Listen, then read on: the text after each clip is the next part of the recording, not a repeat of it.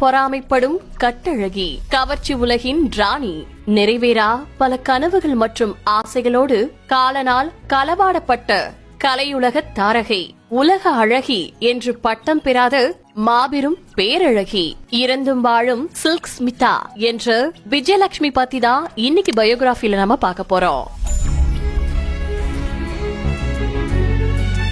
December 2ஆம் தேதி 1960 வருஷம் எல்லூரு டிஸ்ட்ரிக்ட்ல ஆந்திர பிரதேஷ்ல பிறந்தவங்க தான் நம்ம சில்க் ஸ்மிதா. இவங்க அம்மா பேரு சரசம்மா, அப்பா பேரு ராமுலு. இவங்களுக்கு ஒரு தம்பி கூட இருக்காரு, அவர் பேரு நாகவர பிரசாத். இவங்க குடும்பம் ரொம்பவே கஷ்டப்படுற குடும்பமா இருந்திருக்காங்க. அதனால சில்க் ஸ்மிதாவுக்கு சீக்கிரமாவே கல்யாணம் பண்ணி வச்சிட்டாங்களா. ரொம்ப சின்ன வயசுங்கிறதுனால அவங்க ஹஸ்பண்ட் அண்ட் மாமியார் படுத்துற கொடுமையெல்லாம் தாங்க முடியாம வீட்டு விட்டு வந்திருக்காங்க. சினிமா மேல இவங்களுக்கு தீராத மோகம் இருந்திருக்கு. நடிகையர் திலகம் சாவித்ரி மாதிரியும் சரிதா மாதிரியும் நல்லா நடிக்கணும், நல்ல பேர் வாங்கணும் அப்படிங்கிற ஆசையெல்லாம் இவங்களுக்குள்ள இருந்திருக்கு. அதனால சென்னைக்கு கிளம்பி வந்திருக்காங்க. கிளம்பி வந்ததுமே இவங்களுக்கு என்ன பண்றதுன்னு தெரியல. அதனால ஒரு வீட்டுல வேலை செஞ்சிருக்காங்க. அவங்க சொல்ற வேலையெல்லாம் பார்த்துட்டு ஒரு டச் அப் கேர்ளாவும் இருந்திருக்காங்க. அந்த சமயத்துல வண்டி சக்கரம் அப்படிங்கிற ஒரு படத்துக்கு சாராய கடையில வேலை பார்க்கக்கூடிய ஒரு பொண்ணு கேரக்டருக்கு ஆர்டிஸ்ட் தேடிட்டு இருந்திருக்காங்க. அந்த சமயம் பார்த்து ஒரு மிஷினுக்கு மாவரைக்கு வந்திருக்காங்க சில்க் ஸ்மிதா. வில்லனாவும் குணச்சித்திர நடிகராவும் காமெடியிலையும் கலக்கல நடிக்கக்கூடியவர் தான் வினி சக்கரவர்த்தி அவர்கள். அவருடைய கண்ணுல நம்ம சிலுக்கு மாட்டுறாங்க. வினி சக்கரவர்த்தி யதார்த்தமா நின்னு பேசிட்டு இருந்த ஒரு இடத்துல எதிரில ஒரு மிஷின்ல மாவரைக்க வந்திருக்காங்க சில்க் ஸ்மிதா. அவங்கள பார்த்ததுமே டக்குன்னு அவங்க பாத்திருக்காங்க, அவங்களோட கண்ணுல ஏதோ ஒரு விஷயம் இருந்திருக்கு. அதோட அவங்களுடைய பாடி ஸ்ட்ரக்சரும் கொஞ்சம் அட்ராக்டிவா இருந்ததுனால இங்க வா அப்படின்னு சொல்லி கூப்பிட்டு வந்திருக்காரு. உன் பேர் என்னமா, நீ எந்த ஊரு அப்படின்னு சொல்லி கேட்டதும் தன்னோட பேரு விஜயமாலா அப்படின்னு சொல்லிருக்காங்க. ஆந்திராவான்னு கேட்டதும் ஆமா சார் அப்படின்னு இருக்காங்க. சென்னையில என்னமா பண்ற அப்படின்னு கேட்டதும் இங்க ஒரு வீட்டுல வேலை செய்யற சார் அப்படின்னு சொல்லிருக்காங்க. சரி, ஒரு போட்டோ ஷூட் ஒன்னு எடுத்து நடிக்கிறதுக்கு ஆர்வம் இருந்தா வாங்க அப்படின்னு சொல்லி கூப்பிட்டு இருந்திருக்காரு. தன்னோட பல நாள் கனவு நிறைவேற போகுது அப்படிங்கிற ஆசையோடையும் எதிர்பார்ப்போடையும் வந்திருக்காங்க சில்க் ஸ்மிதா.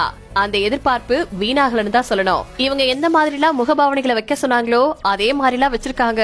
வச்சதுமே போட்டோஸ் எல்லாம் கொண்டுட்டு போய் இந்த படத்தினுடைய ப்ரொடியூசர் கிட்டையும் ஹீரோவான சிவகுமார்ட்டையும் காமிச்சிருக்காங்க.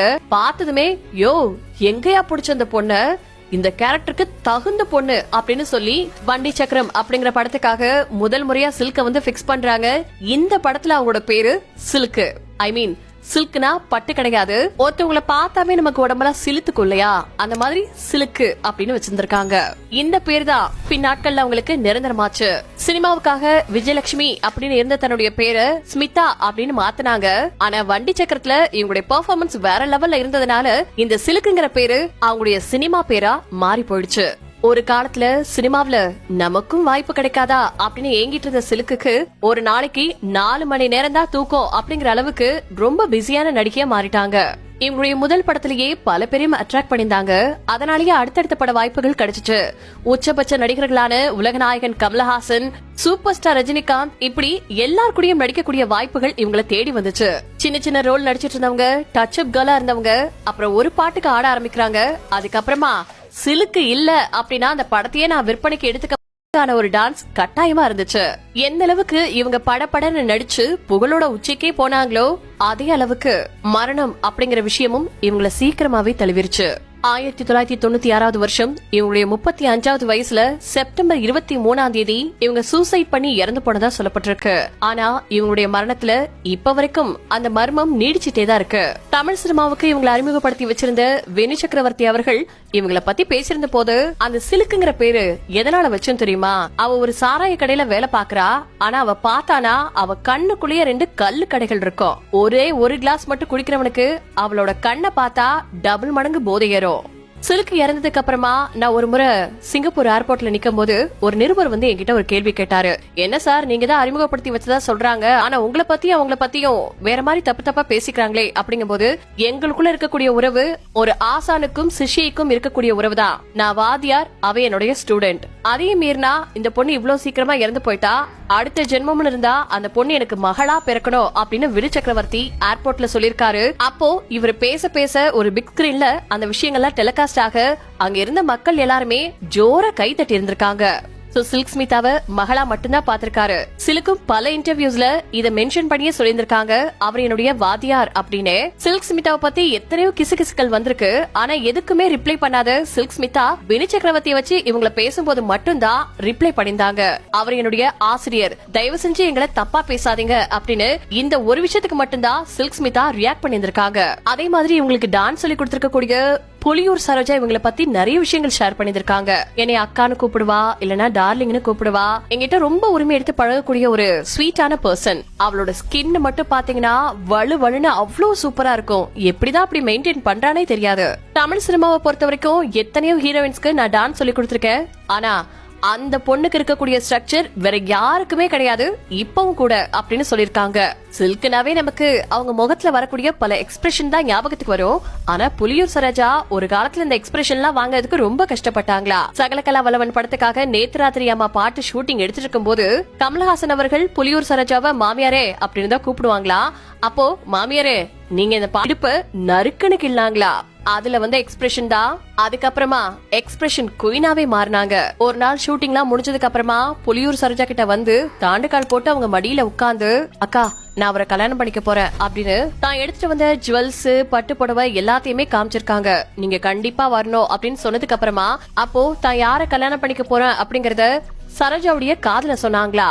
அந்த நபர் டாக்டர் ராதாகிருஷ்ணன் அப்படின்னு சொல்லப்பட்டிருக்கு. இவர் யாருன்னா சில்கோட ரொம்ப நாளா லிவிங் ரிலேஷன்ஷிப்ல இருந்தாரா.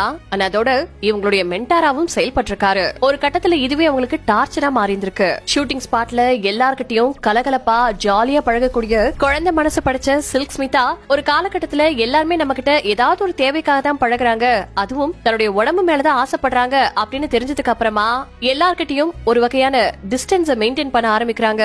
ஷூட்டிங் போனாங்கன்னா அவங்களோட ஷார்ட்டை முடிச்சிட்டு வந்து புக்ஸ் ரீட் பண்ண ஆரம்பிச்சிருவாங்களா.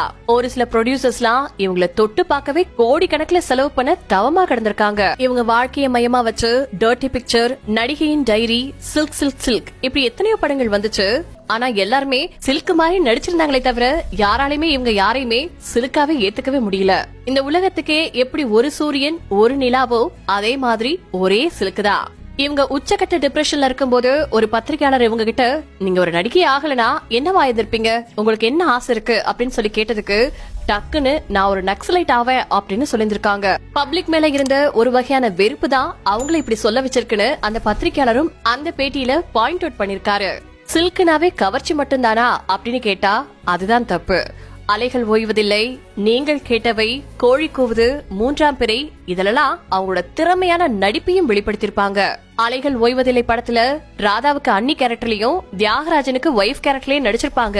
பொறுமையில பூமா தேவியா இருந்துட்டு இருக்கக்கூடிய அவங்க ஒரு குறிப்பிட்ட கட்டத்துல கணவன் செய்யக்கூடிய தப்பு எல்லாத்தையும் தட்டி கேட்டு சூடு பறக்க பேசக்கூடிய வசனங்கள் எல்லாத்திலயும் தன்னுடைய நடிப்பால தெரிக்க விட்டுருப்பாங்க. அண்ட் இதே தியாகராஜனோட நீங்கள் கேட்டவை படத்துல அழகா சாரி எல்லாம் கட்டிட்டு அந்த காலங்காத்தால வந்து தியாகராஜனை காஃபி கொடுத்து எழுப்புவாங்க. கல்யாணம், குழந்தை இதுக்கெல்லாம் எனக்கு அருகதை இருக்கா இல்லையான்னு தெரியல, ஆனா கடைசி வரைக்கும் நான் உங்க காலடியில் தான் வாழணும் அப்படின்னு அவங்க பேசும்போது எல்லாரையுமே கலங்க வச்சிருப்பாங்க. சினிமால மட்டும் இல்லாம நிஜத்திலயும் இந்த மாதிரியான ஒரு வாழ்க்கையை தான் அவங்க எதிர்பார்த்திருக்காங்க. மூன்றாம் பிறை படத்திலயும் ஒரு வயசான மனிதரை கல்யாணம் பண்ணிக்கிட்டு தன்னுடைய ஆழ்மன ஆசைகளை சொல்றதுக்கு ஆட்களே இல்லாம ஏங்கி தவிக்கக்கூடிய ஒரு கேரக்டர்ல பிரமாதமா நடிச்சிருப்பாங்க. இதெல்லாம் அவங்களுடைய சிறந்த நடிப்புக்கான உதாரணங்களா சொல்லலாம். அதே மாதிரி ஒரு முறை கமலஹாசன் வீட்டுல கமலஹாசன் கேட்டாங்களா, உன்னை விட நடிப்புல சிறப்பான ஆட்கள் யாராவது இருந்தாங்கன்னா சொல்லு பாக்கலாம் அப்படின்னு சொன்னதுக்கு ஒரு நாள் சில்க நேர்லயே கூட்டிட்டு போயிட்டு என்னை விட சூப்பரா நடிக்கக்கூடிய ஆர்டிஸ்ட் சில்கு அப்படின்னு சொல்லி கமலஹாசனே சொல்லியிருந்திருக்காரு. முக்கியமா மலையாள சினிமா தான் எனக்கு ரொம்ப பிடிக்கும். ஏன்னா அங்க மட்டும்தான் என்னுடைய கவர்ச்சி நடனத்தை பார்க்காம பல படத்துல ஹீரோயினுக்கான வாய்ப்புகளை கொடுத்தாங்க அப்படின்னு எப்பவுமே அவங்களுக்கு மலையாள சினிமா மேல ஒரு பெரிய மரியாதையா இருந்திருக்கு. அதே மாதிரி அப்போ முதலமைச்சரா இருந்த எம்ஜிஆர் அவர்கள் ஒரு ஃபங்க்ஷனுக்காக சில்க் ஸ்மிதாவை கூப்பிட்டிருக்காங்க. ஆனா அப்போ அந்த ஃபங்க்ஷனுக்கு அவங்க போகலையா. சிரஞ்சீவி படத்துல கமிட் ஆனனாலதான் என்னால வர முடியல அப்படின்னு எம்ஜிஆர் கிட்ட சொன்னதுனால அவர் புரிஞ்சுக்கிட்டாரு. ஆனா பத்திரிகைகள்ல வேற மாதிரி எம்ஜிஆரையே மதிக்கல அப்படிங்கிற மாதிரி எல்லாம் எழுதிட்டாங்க. இதே மாதிரி ஒரு ஃபங்க்ஷன்ல சிவாஜி கணேசன் அவர்கள் வந்ததுமே எல்லாருமே அட் அ டைம்ல எழுந்து நிக்கிறாங்க. ஆனா சில்க் மட்டும் எந்திரிக்கலையா. இதுவுமே ஒரு பெரிய விஷயமா பேசப்பட்டுச்சு, பத்திரிகைகள்ல செய்தியா வந்துச்சு. ஒரு ரூம்ல போய் நின்னுகிட்டு அவ்வளவு நேரம் அழுதாங்களா சில்க் ஸ்மிதா. அந்த சமயம் நான் எந்திரிச்சு நின்று இருந்தேன்னா என்னோட Dress ரொம்ப மோசமா இருந்தது. அந்த நேரத்துல என்னையதான் எல்லாரும் போட்டோஸ் எடுத்திருப்பாங்களே தவிர சிவாஜியை யாருமே கண்டுத்திருக்கவே மாட்டாங்க. உங்களுக்கு மரியாதை கொடுக்கக்கூடிய வகையில தான் நான் உட்கார்ந்தே இருந்தேன் அப்படின்னு இந்த விஷயத்தை எக்ஸ்பிளைன் பண்ணதோ சிவாஜி அவர்களே புரிஞ்சுக்கிட்டாங்களா. ஆனா வெளியுலகத்துல இந்த மாதிரியான ரூமர்லாம் வந்ததுனால பத்திரிகைகள் மேல இருந்த மதிப்பு மரியாதையும் அவங்களுக்கு குறைய தொடங்கியிருக்கு. அதே மாதிரி அந்த காலத்துல கேரவன்லாம் கிடையாது. ஒரு ஷூட்டிங் முடிச்சிட்டு இவங்க பாத்ரூம் போனோம் அப்படின்னு ஒரு அவசரத்துக்காக ஒரு இடத்துல போய் ஒதுங்கி இருந்திருக்காங்க. மரம், மதில், சுவரு எல்லாத்துலயும் ஏறி அத்தனை ஆண்கள் கூட்டமும் இவங்கள பாத்துட்டே இருந்துச்சா. இந்த சம்பவங்கள்லாம் அவங்க மனச ரொம்பவே பாதிச்சிருந்திருக்கு. இதனாலேயே ஆண்கள் மேல ஒரு வெறுப்பே ஏற்பட்டிருக்கு நம்ம சில்க் ஸ்மிதாவுக்கு. இப்ப மட்டும் இல்லாம அப்பவே சில்க் மேல பைத்தியமா இருந்தவங்க பல பேர் இருக்காங்க. அதுல ஒருத்தர் சங்கர் கணேஷ் அப்படிங்கிற ஒரு பத்திரிகையாளர்.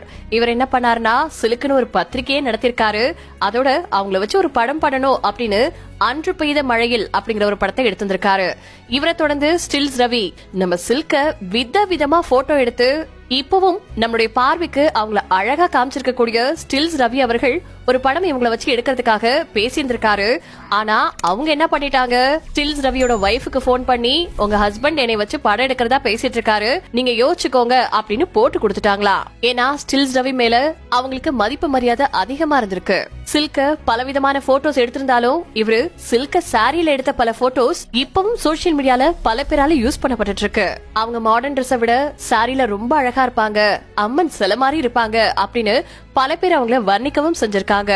இப்படி பல பேருடைய கனவு தேவதையா இந்திரா காந்தியே யாரு அப்படின்னு வியந்து பாராட்டக்கூடிய வகையில பல பேரையும் தன்னுடைய அழகாலையும் கவர்ச்சியாலையும் கட்டி போட்டு வச்சிருந்த கனவு நாயகி ஒருத்தருமே இல்லாம இறந்து போனது கொடூரத்தின் உச்சம்னே சொல்லலாம். ஷூட்டிங் முடிச்சிட்டு வீட்டுக்கு வரும்போது சாப்பிட்டியா அப்படின்னு கேட்க கூட ஆள் இல்லன்னு எவ்வளவோ நாள் டிப்ரெஷன்ல இவங்க அழுதுருக்காங்களா. இப்பவும் இவங்க பேர்ல பல கடைகள் இருக்கு, நிறைய beauty centre and hotel, photo ஸ்டுடியோஸ்னு பல இடங்கள்லயும் இவங்களுடைய போட்டோக்களை நம்மளால பார்க்க முடியும். சோ இறந்து வாழ்ந்துட்டு இருக்காங்க நம்ம சில்க் ஸ்மிதா. சோ சில்கோட நடிப்புல உங்க மனசை கவர்ந்த படங்கள் எதுவா இருந்தாலும் சொல்லலாம். அதே சமயத்துல